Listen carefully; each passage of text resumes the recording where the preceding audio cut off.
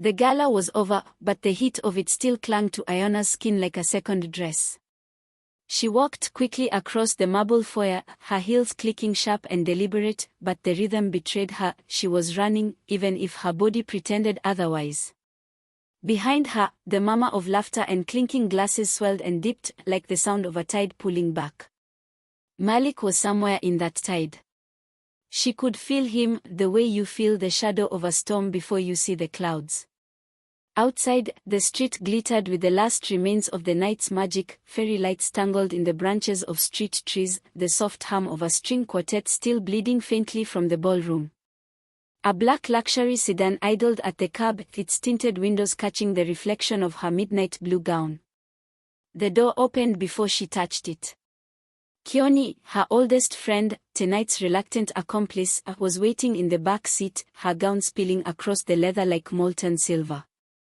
Her eyes scanned Ayanna once, quickly, then again, slower. "You look like you've seen a ghost," Keone said, voice low, measured. Ayanna slid in without answering. The driver pulled away, the hotel shrinking in the rear window. For a moment, it was almost peaceful, the city lights smearing into soft ribbons, the hum of the engine steady and predictable.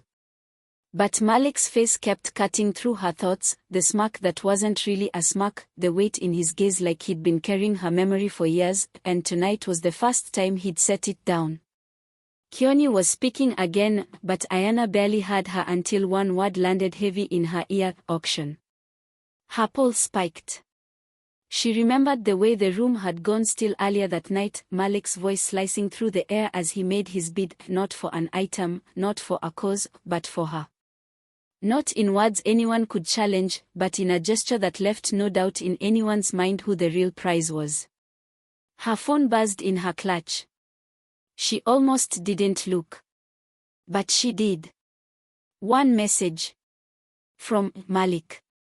"You left too early. We are not done." The screen burned in her hands.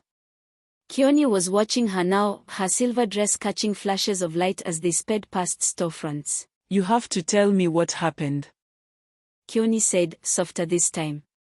"I saw his face. He's not here to play, Ayanna. Whatever you two were, it's not over." Ayanna turned her head toward the window. The glass was cold against her temple. In the reflection, the city slid by like a painting she didn't want to see. She thought about 3 years ago, the rooftop where it all started, the taste of his promises, the night they swore they'd burn the world if they had to. And then the moment she left, the moment she broke both their hearts in one breath. She'd built a life without him. A life that worked. A life that was safe. But tonight, Malik's presence had cracked it. Not shattered, but cracked, enough for the light to slip through. The sedan slowed at a red light. In the glow of the street lamp, Ayanna's phone buzzed again. Another message. "Look behind you."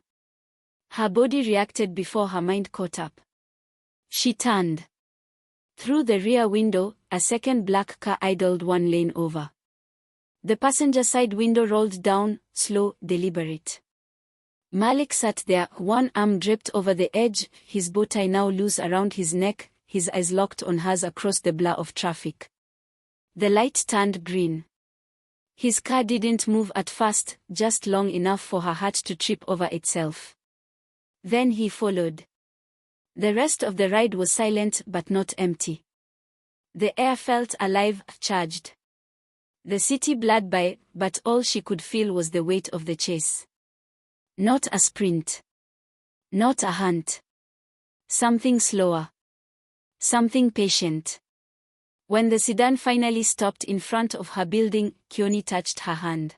"If you let him in, even just a little," she trailed off. "you know what happens." Ayanna didn't answer. She stepped out, her heels clicking against the pavement in the quiet of the street. The night smelled like rain waiting to fall. She reached her door.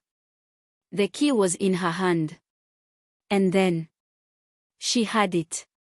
The loper of an engine pulling in behind her. Malik.